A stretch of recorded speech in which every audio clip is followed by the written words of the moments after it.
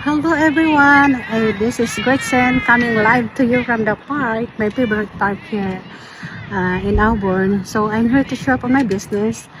I want to share my story guys before I join this business, before I found this business opportunity na nagbago ng buhay ko 3 years ago. So I used to work multiple jobs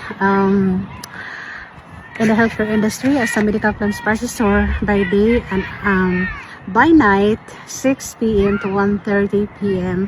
I'm working as a cashier in the retail store. So and I did that for years. So I was working 7 days a week, 10 to 16 hours a day. Halos nawala na ako ng time sa pamilya ko, and I don't have quality time for them and even on myself. So while working, inside me deep down, tinatanong ko yung sarili ko, ganito na lang ba ang buhay? I believe that there is something for me out there. Hindi ko alam kung ano. I was searching, but again, at the same time, hindi ako naghanap ng other job kasi nga occupied na yung time ko. So, but at the same time, I keep searching, God, please guide me to this, opportunity na I wanna be able to earn without sacrificing my health, and my bills, and I wanna have quality time for my family. And then, one day, I stumble upon an ad. Isa siyang Pilipina, working multiple job din, halos din nawala na siya ng time sa pamilya niya. So, it shows on my news feed on Facebook or in YouTube. So I was very skeptical. I didn't believe at first. Akala ko, ano yun? Totoo ba yun? Or marami akong doubts. But pinakinggan ko talaga kasi at that time nga naghanap ako ng ibang pagkakitaan. Hindi ko alam na business pala or ano yun. Kaya nag-registered ako sa webinar.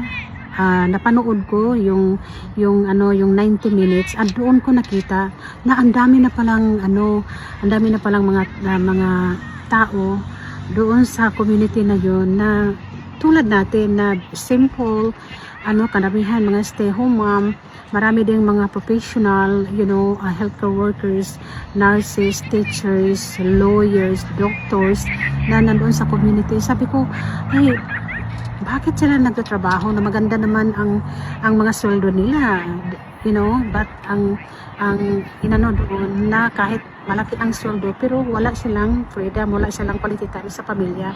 At doon ko nakita na possible pala na na pwede ko rin gawin kasi napagod na rin ako sa kakatrabaho, wala akong quality time sa pamilya. So I did my own due diligence, I did my research at doon ko na finalize, nakita na pwede kong gawin. So even I was skeptical, I don't have any experience, nothing. I'm not tech savvy, I don't know anything about online business, but I believe myself, that I can learn.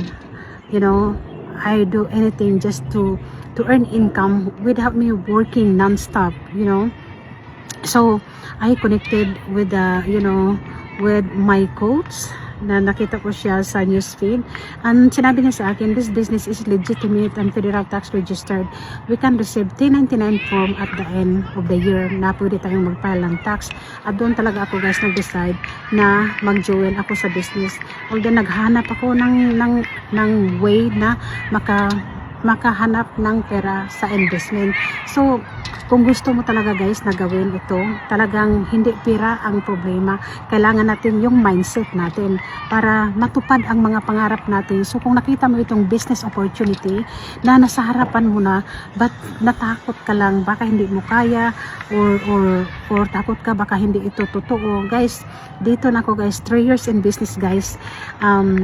3 years na ako sa business, but let me tell you, 2 years pa lang, hindi na ako nag-corporate job. Since nag-close yung department namin guys, I decided not to go back to work and just doing on my business. And since then, I have lots of sleep, I have more quality time for myself and for my family. And now, nakapag-travel na ako kasama ang mga anak ko. We just come back exploring Europe. We visited different places in there, and I'm telling you guys, I have a very nice experience business na masabi ko talaga na gusto ko pang bumalik doon.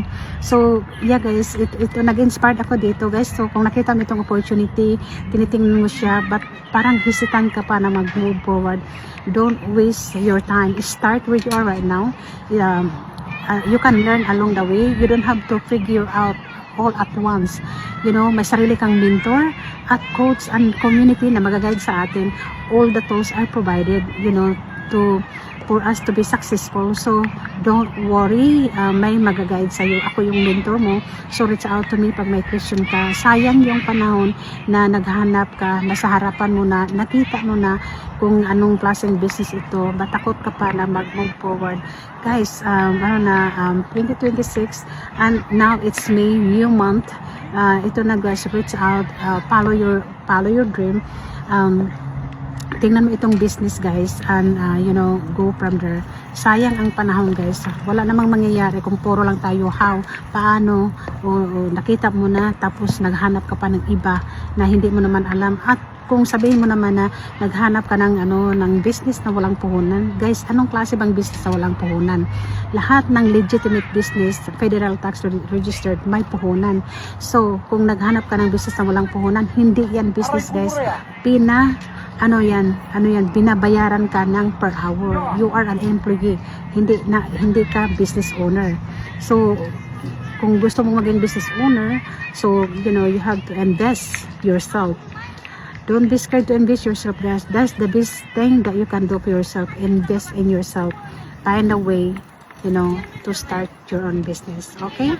Kasi pag nag-rely ka lang sa one job mo, it's very risky. And daming layoff ngayon na hindi natin makontrol. So this is your plan B, and start. Connect with me if you have any more questions. Thank you.